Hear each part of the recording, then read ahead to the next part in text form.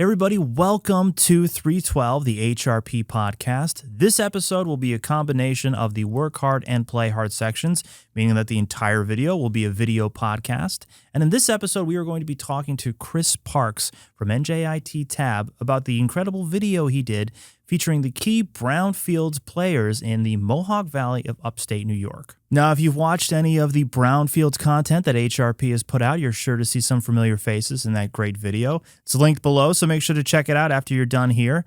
But first, I want to talk to you about the sponsor of HRP's recent Clays for Kids event, Complete Environmental Testing. CET came into the Clays for Kids event as a gold sponsor, and so we'll be getting a quick ad read on this episode of the podcast. Complete Environmental Testing is a full-service environmental laboratory located in Stratford, Connecticut. Customer service is CET's #1 priority. At CET, the lab holds certifications in Connecticut, Massachusetts, Rhode Island, New York, and Pennsylvania, including NELAP accreditation. CET offers analysis of a wide range of environmental matrices, including soil, sludge, sediment, groundwater, surface water, and drinking water. The laboratory's analytical capabilities include volatile organics, semi-volatile organics, wet chemistry, metals, pesticides, herbicides, PCBs, and in-house PFAS testing. For more information, please visit CET's website at www.cetlabs.com or call 203-377-9984. Thanks so much to CET for their sponsorship, and now to our interview with Chris Parks. Chris, thank you so much for joining us today. Absolutely. Can you tell us first who you are? Sure. My name is Chris Parks. I am the digital content creator here at NJIT TAB. And how long have you been with NJIT? I've been with NJIT since February, so it's been about 7 months. Awesome. And for the folks who aren't familiar with NJIT, can you kind of describe, obviously, what the acronym stands for, but kind of also what the organization does? Sure. NJIT TAB. TAB stands for Technical Assistance to Brownfield Communities. And what TAB provides is an independent resource. We're funded with grant money from the US EPA. We provide technical assistance to communities that have brownfields. Many people don't know what brownfields are. I didn't really know before I started this job. I've learned a lot of things since I started 7 months ago. Brownfields are usually abandoned properties that may or may not have contamination. And typically we can say that their presence poses some kind of health risk to the community in which they are a part of, and certainly as an economic detriment. Yeah. I actually myself, before I got started in the video production side of this, assisted communities in writing their brownfield grant proposals on the assessment side anyway. So you know way more than I do, right out of the gate. It depends on how much is left in there, you know. If you don't keep things sharp, they're just gone right away. Yeah, it's hard to remember all these acronyms too. Especially, I brought a little prop. This is one of the acronym sheets I got when I first started. Oh yeah. It is plentiful. There are so many to remember. I can't remember them. It's impossible to remember them all. But it's like a foreign language. When you first step into this industry, there's a lot to learn, and you just got to soak it in as quickly as possible. Yeah. The title of this podcast might end up being something like HRP's 312 NJIT TAB thing, and just this alphanumeric string. Like, did he put his password in there by accident or something? Somebody will understand it. Somebody will get it. So tell us more about your role at NJIT TAB. Sure. So let me just step back before I started with TAB. Just really briefly, I was a freelancer doing graphic design, editing, video editing, social media marketing. And, that can be a real grind. The freelance world is no joke. And, truth be told, I got tired of it. I'm sure, yeah. I was looking for something new, and I've always been interested in the environmental space. I wanted to get into it somehow, some way, and this job just popped up in my LinkedIn feed, and I was like, seems like exactly what I want to do. Yeah. And when I applied, I like I said, I didn't really know too much about brownfields, but I was certainly interested. And when I knew I had the opportunity to educate people on rebuilding communities to make them resilient, I was like, this sounds like I can kind of give back in a way, Mm-hmm. So when I started the job, it was a lot of education on my part, a lot of learning, a lot of talking. My supervisors were and still are very patient with me because I have a ton of questions. Mm-hmm. I'm not technical in that sense. But I think, when I started, it was a lot of graphic design work, a lot of flyers, a lot of social media posts, just to get people, just to make people aware of what we do, and that, we do host events, we do host webinars. It's a lot of work for one person to do. Before I started, there was 3 people that comprised of NJIT TAB. And as of last September, they hired 8 more people on because of the EPA grant. So that's a huge jump from 3 people to 11 people. It's like, just walking into a startup. Mm-hmm. You're meeting people for the first time from different backgrounds, and you're all trying to get together, get on the same page for this one mission, this one goal. So I was tasked very early on with, let's get these graphics out. Let's let people know that we're here and make them aware. So that's what we did for the first several months, was just grinding out post after post, updating the website, which was really important too. That now that I feel like we're in a good groove now, a good place, I've been working more and more on video editing and creating how-to videos and building out what's called our Brownfields Academy, which is educational material, learning modules, how-to videos. Mm-hmm. So that's what I've been focusing on for the past, I would say, 2 to 3 months. Yeah, the stuff you're putting out is fantastic. I'm really enjoying that, how like dynamic and energetic it is, and like how you're pulling out all the different filmmaking. I'm taking a cue from you, Tom. Oh, yeah? Yeah. Honestly, so Kaylin Bruno, who you're familiar with, our director of environmental services, she's the one who showed me your page, about 3 or 4 months ago. It was like, take a look at this stuff. It's really, really good.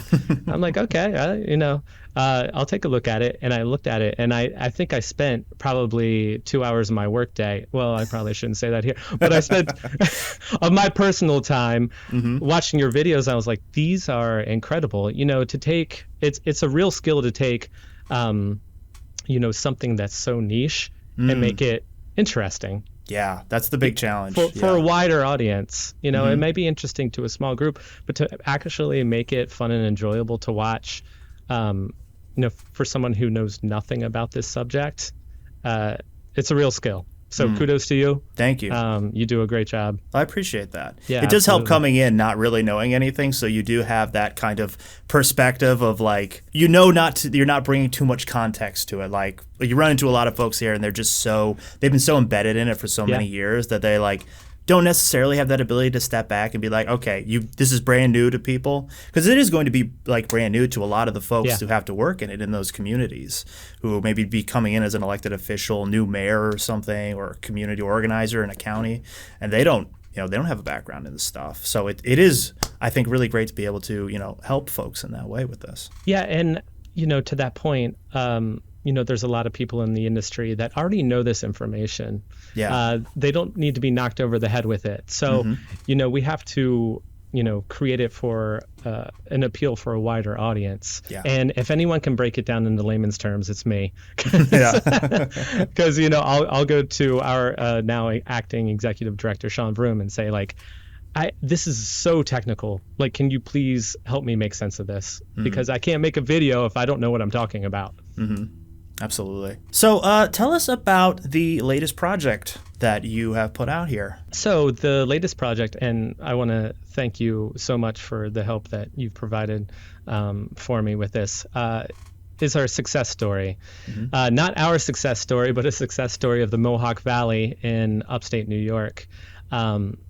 It's roughly a 13-minute video, mini doc, if you will, about a grassroots group of people that come from 6 counties in the Mohawk Valley that wanted to turn their community around, and they've really banded together in an inspirational way. And, my job within this success story was to show how they did it, why they did it, and how they can pass off that information to other communities so they can do it for themselves. Yeah, it's Mohawk Valley is a really interesting place. There's a lot of natural beauty there, but it's also this place that was once a world leader in industry, in these various kind of niche industries that were gutted by the economic factors of the 70s, by industry leaving for outsourcing, and by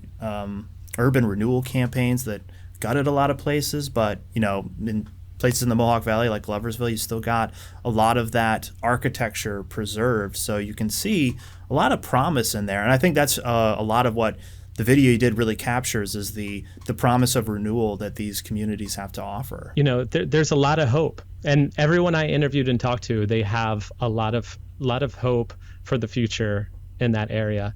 Mm-hmm. And it's really heartwarming to see, and it's inspirational. Like, it makes you feel like, oh, I could do this in my community. Yes. If I can just get it, all it takes is a few people, and you don't have to know everything. And that's the one thing that was driven across to me by several people I interviewed, is that we didn't know everything going into this. We learned along the way. Mm-hmm. We learned like all the legalities, all the procedural things to get from point A to point B. But like Tom Sedgwick, who I also spoke with, who you work with at HRP, he said it best, like, brownfields take a very, very long time. Yeah. You're not going to get that instant gratification. But when it does happen, when the final result does present itself, like, that's got to be a really good feeling. Yeah. And the Mohawk Valley isn't quite they're not at the finish line yet, but they're working their way towards it. And you can see when I was walking through downtown Gloversville, I got a coffee at the Mohawk Harvest Co-op, which was awesome. Good place. Great coffee. Very good. Yeah. if you're in the area, stop in. It's so good. And I spoke to a few people. One couple that was opening a new restaurant. They were building out the restaurant. It looked beautiful. Another family-owned soul food company, Adirondack Soul Food, done a soft opening that day.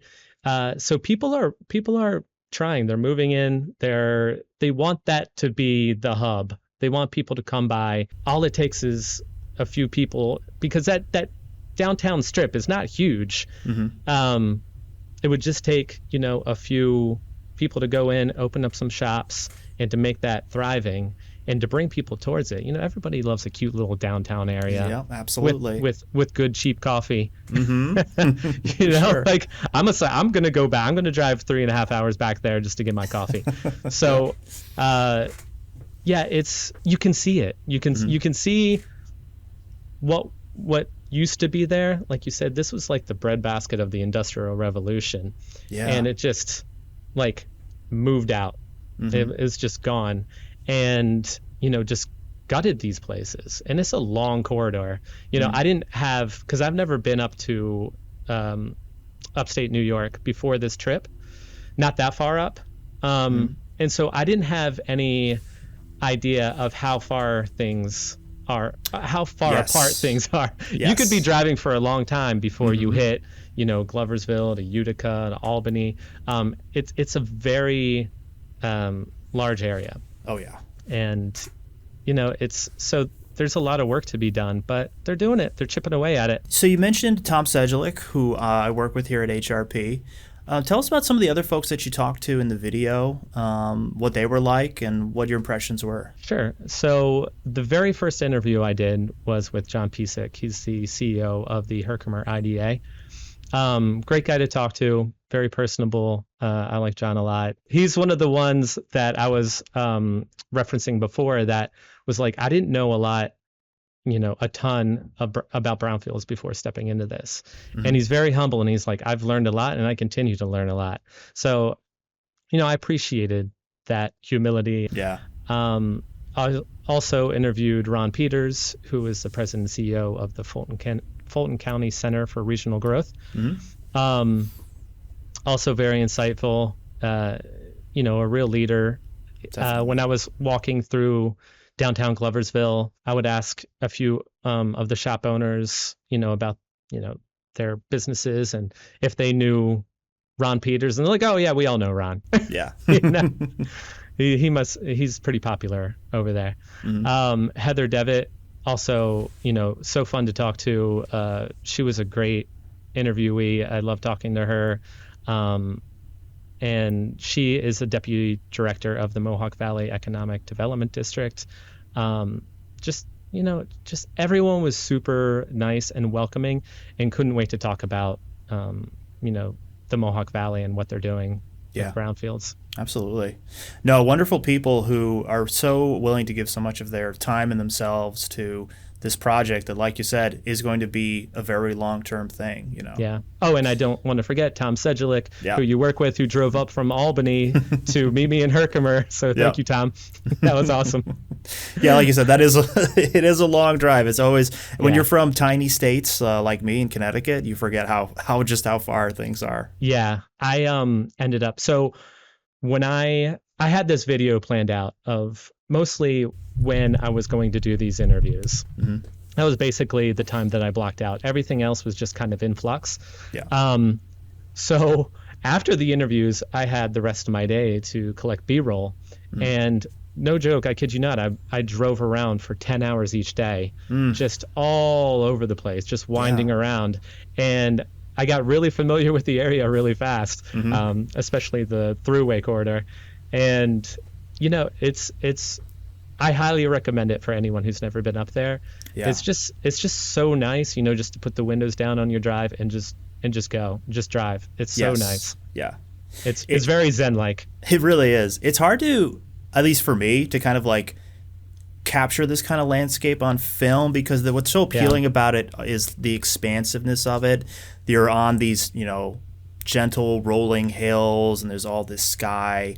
And it's really gorgeous around all this farmland, too. I couldn't agree more with that sentiment. Yeah. I tried to get as many beauty shots as I could, nature and landscape shots, and it never quite looked like it did in my eye, when I saw it back when I was editing. I was like, it's still beautiful, but you got to experience it firsthand. Yeah, there's just something about putting things on video, on film, that it for landscapes, you get this flattens things out. Yeah. And like, it really is the depth, I think, that really makes that in-person experience so much more impressive. Yeah, totally agree. So on to my favorite subject, gear. Yes. What I have my props. Awesome. Tell me about the equipment that you used for these shoots, because the video looks fantastic. Oh, thank you so much. So I, created a equipment list before I went up. I bought this equipment, not just for NJIT. Well, I didn't buy it. NJIT TAB bought it, but they bought it for the purpose of doing this video specifically, and future success stories. Yeah. And we got to make this last, and especially since this is just a solo run and gun type deal. Yep. It's got to be light. It's got to be efficient. It's got to look great. And it's got to be budget friendly. So what I ended up getting was the Sony FX30. Oh, yeah. Okay. Yeah. I absolutely love this camera. Yes. I've done a few how-to videos with other staff members already, and it's just so crisp and so clean. I love the access to it's little things like the little white balance button on the front. Yes. The red tallies on the front and back, so you know when you're recording, and so the talent knows you're recording. It's little details like that I thought were great. Yeah. I got this little stand from Small Rig. It's a little Manfrotto stand that when it's not on your tripod, you can just leave it on a table or a surface and it won't fall over. Yeah. This was really helpful. Just for peace of mind. I love having that. I also got with the camera the Sony H1, the audio unit. Gotta have that, yeah. Yep. A Audio Technica mic, What else did I get? I know I had more props. Oh, video monitor. I won't pull that out. Just a video monitor for the top of the camera. And the small rig 99 battery, which came in so clutch so many times because when you're doing an hour-long interview, the internal battery will run down so quick. So you need to have a backup. And this never failed me. Like, it would last me the entire day. Yeah, those batteries are fantastic. I use recommend. like an Anton Bauer kind of Titan like base plate kind of thing. Yeah. But yeah, I think like for like a more traditional cinema rig looking thing, I think those batteries that you were using are like probably the way to go. Yeah, I was looking at the Anton Bauer, but it was price prohibitive, and it also, I think it was slightly heavier, but I can't remember. But I think it came down to price. The small rigs, the small rig is tried and true, I feel like, at this point. They got a lot of cool gear. So a lot of my gear, the camera rig, camera case, also small rig, lots of little things. So yeah, I'm a big fan of the small rig line. It's great stuff. Yeah. So was everything a one camera shoot? It was. Wow, that's great. I shot all the interviews in 24 frames per second. I did everything, almost all the B-roll in 120 frames per second, which for people who might not be familiar, 120 frames per second allows you to slow the footage down. So in post-production, if you want to have that dreamy, smooth, slowing motion, the more frames per second you have, the smoother the more you can slow it down, and the smoother it's going to look. So those were the two frame rates I shot at. So. Very cool. For any of the camera geeks out there who are enjoying this, think about getting into YouTube stuff. Very instructive to be able to see a great video like this and know that you can film that on an APS-C sensor camera. You don't have to go all the way for a full frame camera to get those kind of results. Yeah, you absolutely don't. And I shot on a Sony, I think it's the 18 to 50 zoom lens. I wanted something, I do like prime lenses that, they're nicer, they're prettier, the shots, the glass is almost always better on the prime, but the zoom lens, I'm going to be using this for so many different things. This one camera, this one lens, I need it to be cross-functional. So I just went with the zoom, and it looked so good. I loved it. It really did, yeah. Were you using any kind of filters, any NDs, VNDs on there? I didn't have to, believe it or not. Yeah. I brought it with me, that's for sure, just in case. The week that I was up there, I didn't have much luck in terms of weather. There were a couple days where it was very, very overcast or raining. So I would drive by the locations that I wanted to shoot in my car and just stick my camera out the window. Got a lot of weird looks. Probably got the cops called on me a few times. But for this setup, it worked out perfectly because especially when I shoot in 120 frames per second, when I slowed it down, you didn't see too much shake. Because when you're shooting that fast and it's handheld, you can slow it down and it's not too bad. Ideally, I'd like to have it on a tripod. It didn't work out that way. I'm not against shake. It's just I like it. I like the shots to look clean. Exactly. So did you end up shooting in any picture profiles or log footage at all, or? S-Log3. Yeah, it's the way to go. Same. Everything. Yeah, that's what you shoot too. Yeah, everything's got to be an S-Log3. Yeah. Yeah. The colors look so incredible, and it really makes a picture pop.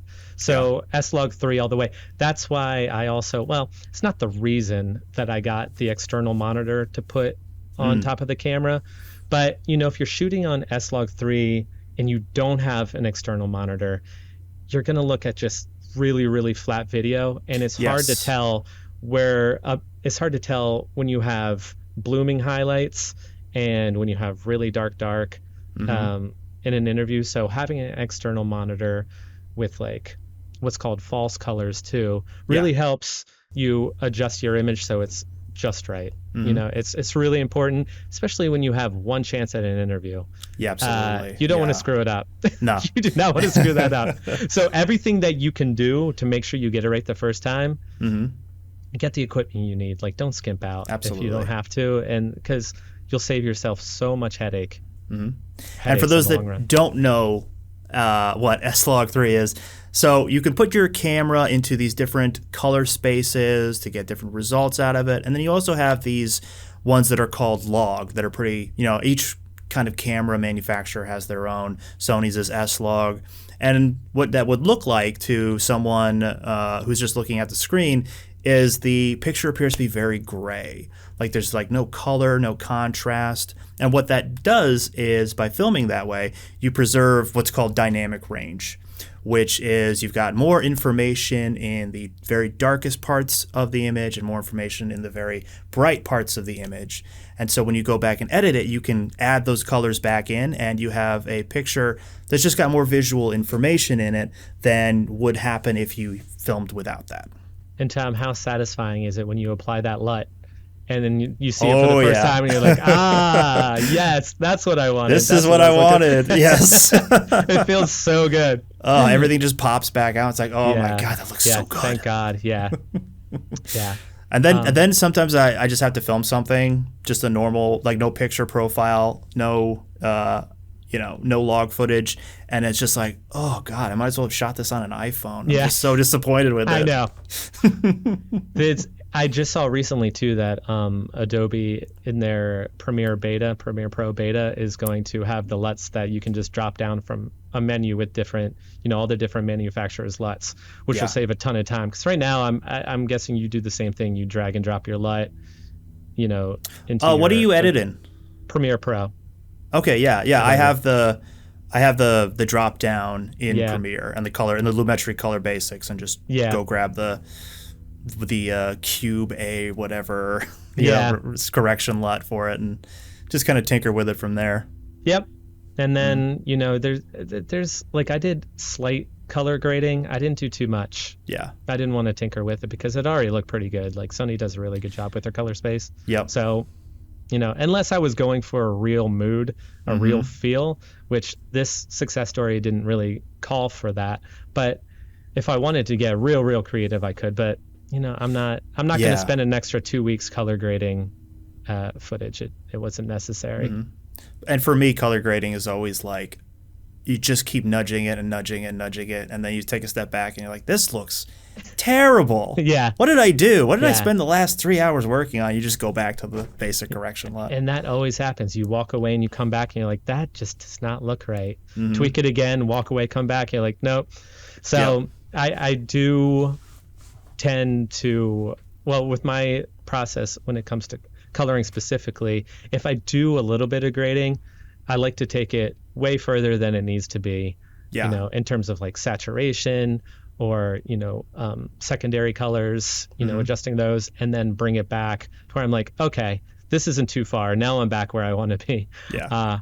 So I don't have to keep walking back and forth, and readjusting what I've already done. So what is your editing process like? So I'll tell you specifically with this project, what I did was after each interview, or I would say at the end of the day, because after the interview, I would go out and collect B-roll. And for those who don't know, B-roll is just footage that you're using to cover other shots. So it might be, like a landscape or a nature shot, covering part of the interview to relate to what they're talking about in that moment. But I would get back to the hotel. I would take my camera out, take the SD card out, immediately put it in the laptop, drag and drop the footage over. And the very first thing I do is create proxies. And for those who don't know, proxies will make your workflow so much faster, so much quicker. It literally takes your file and makes it like half resolution. So the file size is so much smaller and easier to work with, because when you have those huge like 4 gig, 5 gig, 10 gig files, it can get glitchy and it'll slow you down, especially if you add things to it, like effects to it. It's you don't go that way. Just create the proxies. So Yep. create proxies usually takes like, I don't know, less than 20 minutes. Mm-hmm. And then apply the LUT to make sure everything looks good. Listen to the audio, make adjustments if I need to. And then, I would go through the whole interview, scrub through the whole interview, and make sure there was no audio dropouts. There was, no video dropouts. Make sure nothing glitched. And then if it's good, I let it go until the next day. I just want to make sure in that moment, like before I go to bed that night, that nothing's wrong with that video or audio, because if I need to, I'll email the person that night and say, hey, we need to reshoot this for whatever reason. I don't want to drag it out. I want to get it done as quickly as possible. So, and it makes me feel better too, knowing that it looks good and it's done good. It puts me, at ease. So after that's done, I did that for each interview. Same thing with the B-roll. And then, once I have everything compiled, that's when I create my, I call them select spins. So I have a bin just for B-roll. I have a bin just for interviews. I have a bin just for nature, just for whatever.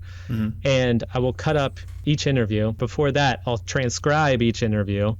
So I have a printout of what each person said. It's easier for me that way. I prefer to do it that way. I'm very pen and paper. So I'll transcribe the interview in Premiere. It's very easy. You just hit transcribe and it does it for you. You export the file. I print it out. I highlight all the good bits of the interview. And then I cut from there because I have the time code above each line that I like.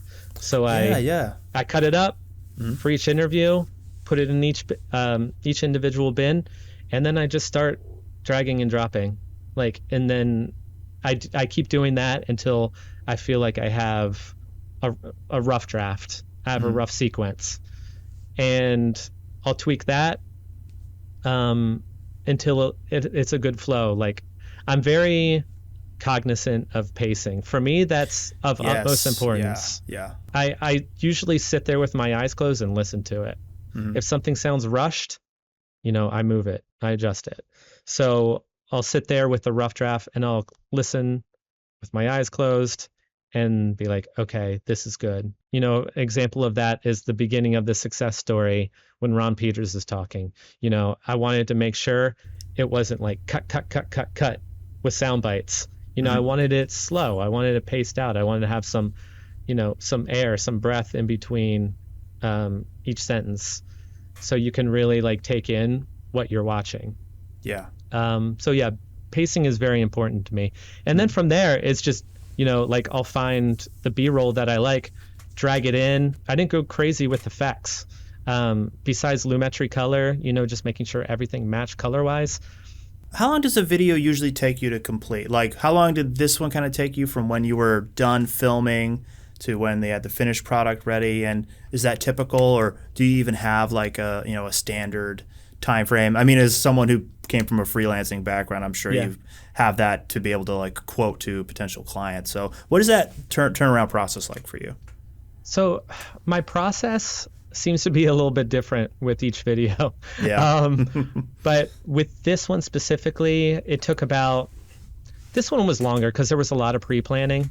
So it took me, I started roughly in May, end of May, and just finished about 2 weeks ago. Or a week ago. So, it's been about, 3 or 4 months.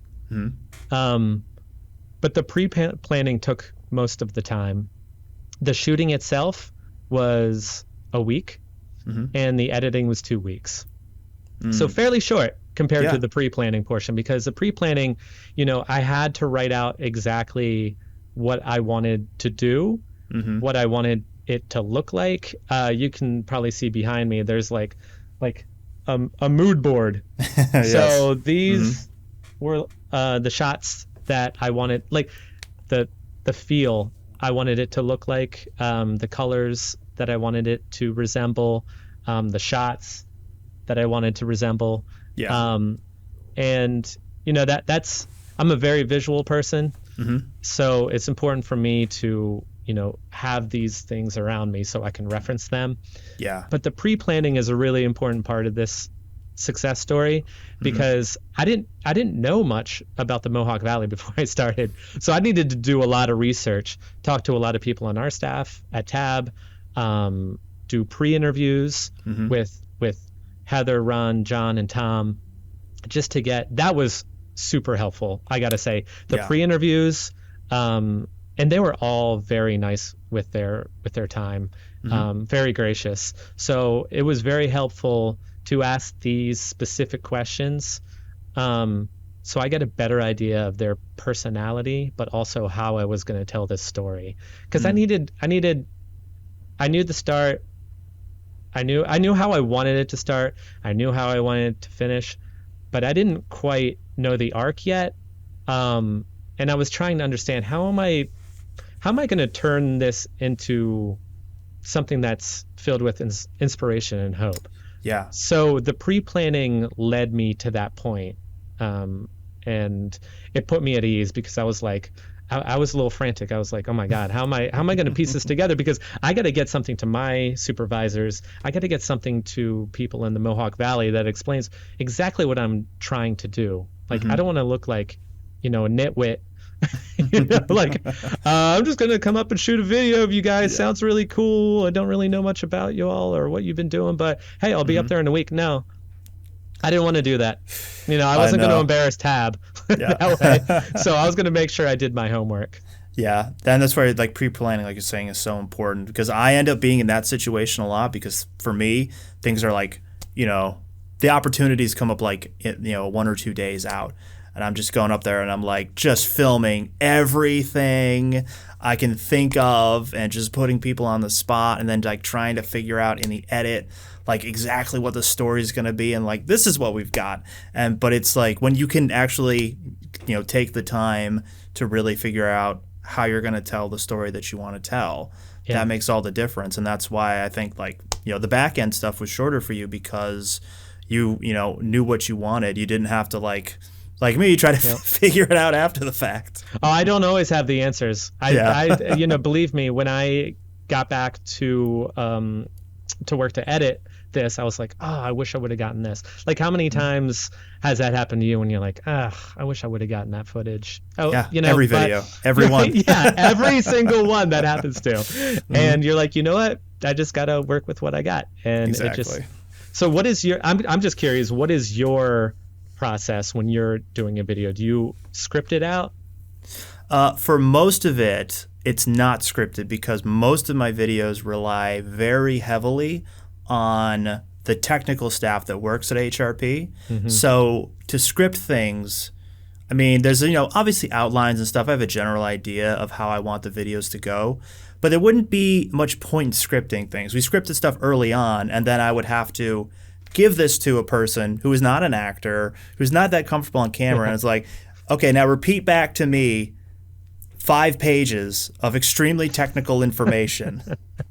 And we would just be there for days, and I'd get half of a sentence per take. And I was just but then I was just talk to me about this thing. And then people relax, and they're able to just, go on a tear and tell you exactly everything that they wanted to communicate, because it's much more informal, and much lighter tone than read the script into this camera.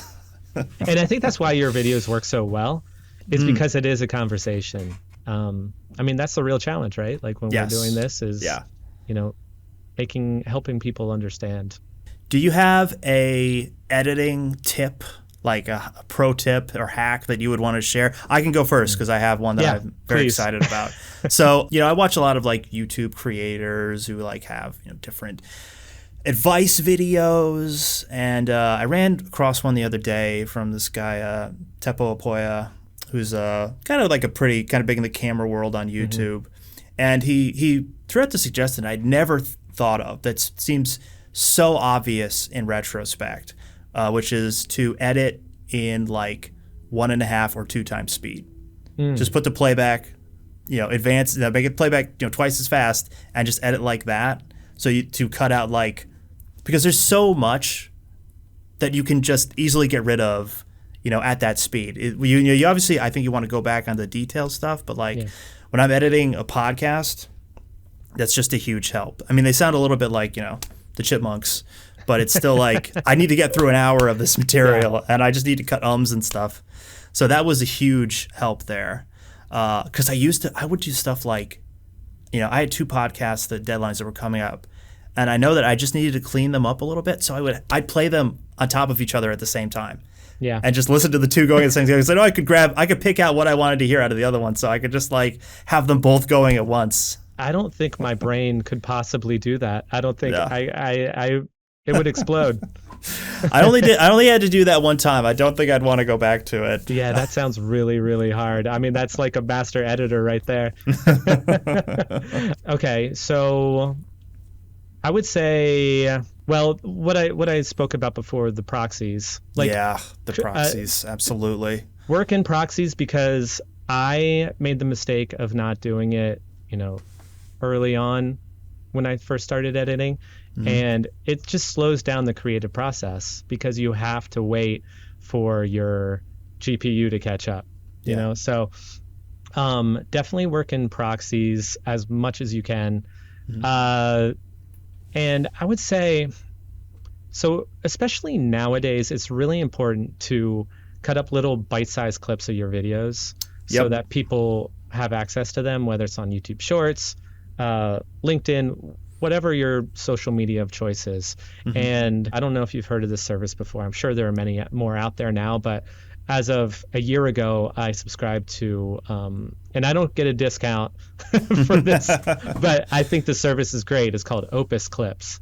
Okay. And you upload your YouTube link or whatever your media is, and it uses AI to cut up your clips. You can choose how long you want your clips, what they're going to be used for. So if it's going to be used for a certain platform or what it was, whether it was educational format, a podcast, and it'll create these clips exactly how you want them and rank them in order of how viral they'll be. Okay. And it'll give you a suggested title, a suggested description. So it's got, and it captions it, which is hugely beneficial for me because I don't want to take time to caption things. Yes. And it does it. It looks good.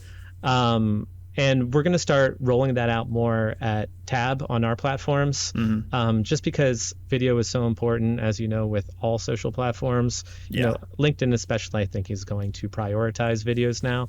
So having those videos out there, they might be, 15-second clips, they might be 2-minute clips, but it takes all of the extra work out of it for you. Your time is valuable. You're already pumping out a ton of content. You're shooting, you're editing. So having something like this where you could just dump it into this program, cuts it up for you, you just download it and post it, for me has been a great asset. Yeah, I'm gonna have to try that. So I guess last thing here to close this out, why do you feel that video productions like these are valuable for a Brownfields program and for the stories of these communities? I think when you have any community, especially underserved communities that don't have the voice, the amplification that a bigger city might have to tell their story, is hugely beneficial. Because it gets it out, like we've been talking about this entire podcast. It gets it out to a wider audience that they couldn't reach before. So, the Mohawk Valley has been working at this for so long that they have a lot to tell, and it benefits us as TAB to tell their story because we can tell people what services we also provide too. It's mutually beneficial, but we more than anything want to just help these communities, and the best way to do that nowadays is just to create content around it. And with a success story like this, who knows, maybe it'll just sit on YouTube. I hope not, but maybe it'll be played at a conference somewhere or two. And the more people that see it, the better. And it's really it's not just meant to be inspirational. It's meant to be educational too. Ron and John and Heather and Tom, they give their tidbits of information. They have a wealth of knowledge that, you'll find in the video that'll be useful for any community around the country. This isn't just site specific to this area of upstate New York. This information could be used anywhere for anyone. So to tell the story of this region that can be applied anywhere, I mean, to me, it's invaluable. And I'm not just saying that because I had a hand in creating it. But I could see using this for my own town. I grew up in a very rural area in Maryland, very close to the Rust Belt as well, Baltimore. This could be applied really anywhere. And I think if some other town saw this, they'd be like, oh, that could be us. Most definitely. Absolutely. That could be us. We could do that easily. Well, I shouldn't say easily. Yeah. It's a lot of work. But the thing that I loved about the Mohawk Valley specifically is that they were friends before and they still remain friends. It's cool to see that this group of people got together and like, yeah, we're going to turn this around and we're going to work together. We're not going to work against each other, because that defeats the purpose of this whole movement. I mean, they're creating a movement. It's grassroots, but it's a big movement. Yeah. Did that answer your question? Absolutely. No, it did. It did, definitely. Well, folks, you've got to go check out that video. It will be linked in the description below, whether you are listening to us on your favorite podcasting platform or watching us on YouTube. Make sure to check it out and check out the other videos being put out by NJIT. Chris, you're doing a great job over there, and thank you so much for joining us today. Yeah, thanks for having me on. This has been great. Really appreciate it, Tom. Oh, you got it. Can I give you one more shout out? So, yeah, Tom, absolutely. Thank you so much for you provided drone footage and summit video footage for this. And really, I couldn't have told the story that well without it. So thank you from the bottom of my heart. It was such a huge help when you told me that you would. I mean, you're clearly not a gatekeeper, and I really appreciate that about you. So thank you so much. I really appreciate it. You're very welcome. You really helped make this video. So I was very happy to help, and just keeping in the spirit of what the program for the Mohawk Valley is all about. Right. Yeah. All right. Thank you so much for joining us, everybody. See you on the next one. Bye.